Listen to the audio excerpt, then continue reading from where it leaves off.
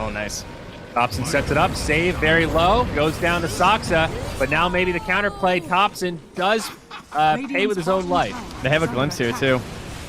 And Slardar chasing down. OG going to get punished hard. Soxa should fall. Seb pulled back in. Tombstone does come down. Mid one's here. Omni Slash starts bouncing. No Battle Fury yet, though, so not that much damage. Does set up the kill onto DM, though. Maybe not the glimpse they wanted. Apparently not. It did look good, though. He didn't have mana for kinetic. That was the main problem. So much of Jug is fighting around that ultimate.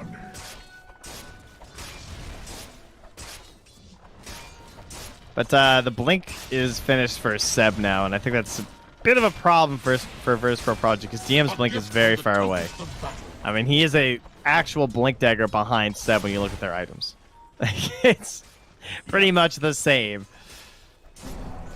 3 sets of drums this game. 2 on OG, 1 on Virtus Pro Prodigy. 10 seconds till Doom. The smoke was just a little early. I mean, they're going to get in good position for it, but... 5 seconds now. Oh, that Remnant, though.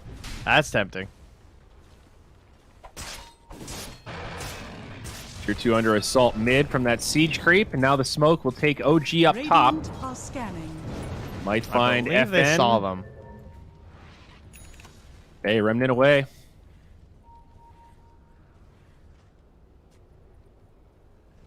All right, well done for VPP dodging the fight. Yeah, I'm not sure what tipped them off, but I saw a ping right here from Save when they were walking by. So also could have just been a good read because they were missing for quite a while. No Tail mid does get bashed up, but he survives. Actually pops the flesh golem with the TPs prepared to turn. He was worried about the damage from the Ember killing him because of the corrosive, so he just wanted the strength. Seb jumps in, Doom onto Ember, but he gets glimpsed back. Static Storm Kinetic Field does catch Thompson. Oh, if they can just... Oh, but there's a ward, though. They might hit the tornado off this. Might just go for the Slardar instead. Looks like the Ember is going to survive. And now they get Thompson. Ooh, that's an a problem. awkward maneuver for OG. They committed pretty deep, but they didn't bring the whole team, so I'm not surprised that happened to Thompson. The other thing is that he's going for that Agnum's Rush. So it doesn't have a lot of utility. He's not going to have any Dispel for the Corrosive Haze, and he's going to get worked by that once that Blink Dagger's up. Yeah. This does feel weirdly reminiscent to last game, where you've got these first 2 pieces of the Ags, and I saw that 5 minutes ago. Okay, cool, Russian Aghanims, and now you're kind of stuck. Like, Thompson's died how many times now? He's 0, 3, and 6. Well, that's 3 deaths. Some quick NA math for you. Yeah. He's got twice as many assists as he does deaths. Wow, I better tweet that out. That'll That's Fury a up banger on Jug. stat. It's a Somebody call Nahaz. Guy. Gotta throw that one out into the wild. Got a couple of bangers for you guys this match. Mid one with the Battle Fury, and now Manta Style going to be queued up next. Manta.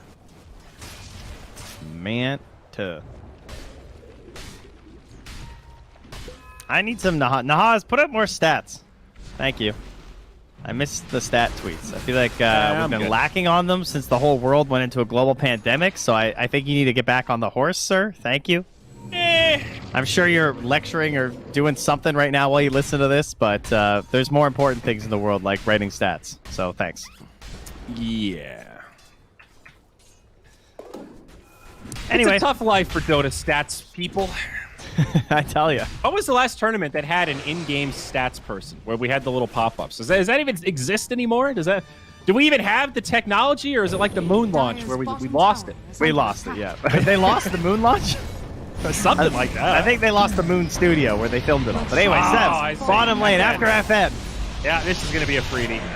No hope for retreat. And yeah, Doom, great ultimate. Good for locking down Ember. Free kill. Is that why they stopped going to the moon? They lost the little red button that used to launch the rockets. Yeah. It's just like, we just can't do it anymore. They came out with a new programming language, and then some guy got fired, and it's all lost. It's all gone. Staples suddenly came up with a big red button, big conspiracy, and they might have stolen it. Who knows? Yep. It's hard to keep track these days. It's a 5K lead, though, for OG, and life's good. Agnems is coming for Thompson. And they did a good enough job, like, pressuring the PL that it was even with the Jug when around the time the Battle Fury came out, and now Mid One is starting to surpass him with the stacks and the rotations. Another double stack of Ancients for the Battle Fury Jug. All right, it's DM's turn to fix this game, though, because Seb has done a lot in the past few minutes with this Blink Dagger, just like shutting down Epikid right there, or sorry, FN right there. So they have to do the same thing right back now with this Blink Dagger on the Slide Iron. Seb, a very hard target. Especially with these three heroes. I actually don't know if they can choose. Oh, Mid One's a little bit better if they drop the Static Storm. But they say that's they can't do it, they think. Getting to the point where VP Prodigy is going to have to make a play of some sort, though. And there it is. They'll catch it onto Seb. Follow-up stun thanks to the Grimstroke, and he will be stun-locked into oblivion. Very nicely done. He almost... If he had a wand, man, there's a chance there. But, yeah, Mid One had the Aegis, so they didn't want to jump him. That's fair. Now down bottom, initiation onto Ian. Static Storm Kinetic Field comes out, but he is going to drop. Any follow-up for the Soulbind? Not looking like it. Jug also still has the ulti available. Back on the north side of the fight, Soxa falls, but save also goes down to the Jug. Now No Tail getting focused down. The Deafening Blast is actually off the mark. No Tail sustaining as he heals up. But Thompson dies, as does No Tail. Now out comes the Omni. It is going to catch FN. Nicely done by Mid One. Still, not the fight that OG were hoping for. It was a 4v5 with that Doom dead. And in the bottom fight, they do trade 3 for 3. Yeah, DM had Blink to maybe share that, but I kind of agree. I think he might have died if he went in there. Didn't look like it would be enough to get the full spread going. And, man, I'm surprised they were able to kill Seb so easily, but I guess I underestimated the second point in the Corrosive Haze. It kind of hits a perfect breakpoint on that Doom where he had like 15 armor-ish at that point, so bringing it right back down to 0 out of nowhere is really going to help when you're he's in like 400 damage with the bashes.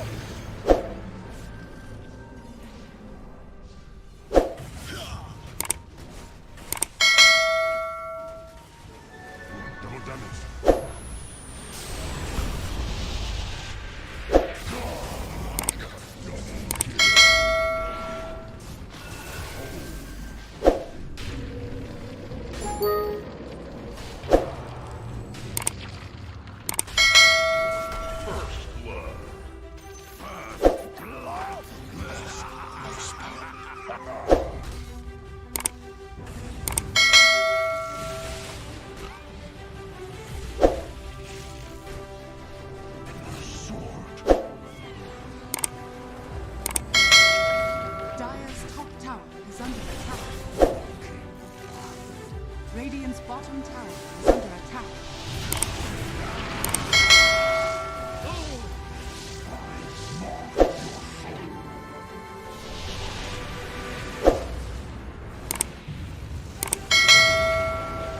Dire's top tower is under attack.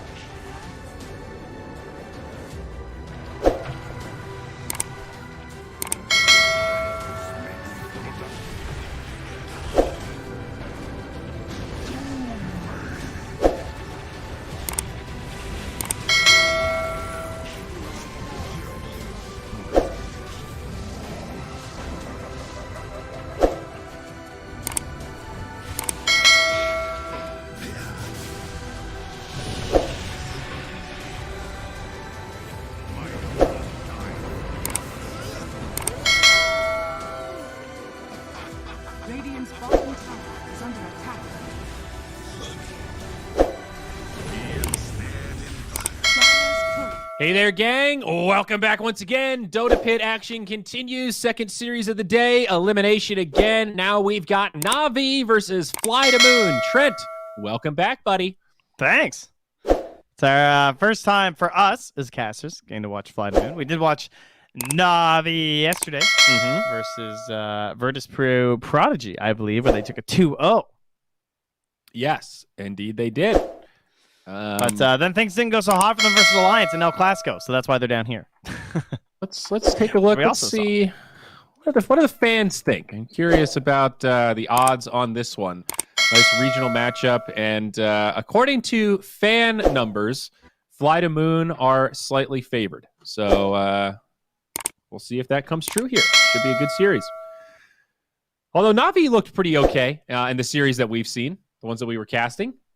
I mean, yeah, they kind of crushed Prodigy. That looked really good. So, And they did get kind of crushed by Alliance. Yeah. I guess game one of that upper bracket series was okay, but game two was a bit of a slaughter. That one got away from him. Well, we'll see where they wind up here. Their Phoenix is taken out, which they did play in all 3 games versus Viking GG, so not going to let that one through. And what else we got here? Undying's still in, though. And if I know always want to fly, I know he always wants to die. I feel like he was still playing this hero before it was good. Fly to Moon also seemed to prioritize Bane quite a bit. Also, I mean, that's an always want to fly classic. I wonder if we have the numbers on that. I gotta see. I'm sure someone somewhere does. Man, he played that hero. So he has 137 pro games. The only hero he's played more is AA in pro matches all time. I believe that for sure. That sounds about right. Yeah, I'd buy those stats. And looking at the Fly to Moon Nigma series, they played Coddle Jakiro in both games, actually, as their support duo. And they did mix an Ember in with that. But Rubik opener. Very safe for both sides. Oracle for Na'Vi and Rubik for Fly to Moon. We're just we're chilling the easy heroes. Lots of Ilias Oracle though. We got to see it with the tree. The immersion Earth Spirit remains. I always like Earth Spirit versus Rubik because I feel like you can't steal anything. That's kind of nice. I'm sorry, say that again? I always like Earth Spirit versus Rubik because you can't steal anything. It's like it sucks. Like stealing anything as Rubik from Earth Spirit is just like pointless. And I find like the position 4s, like usually your supports have really good ultis, right? Mm-hmm. And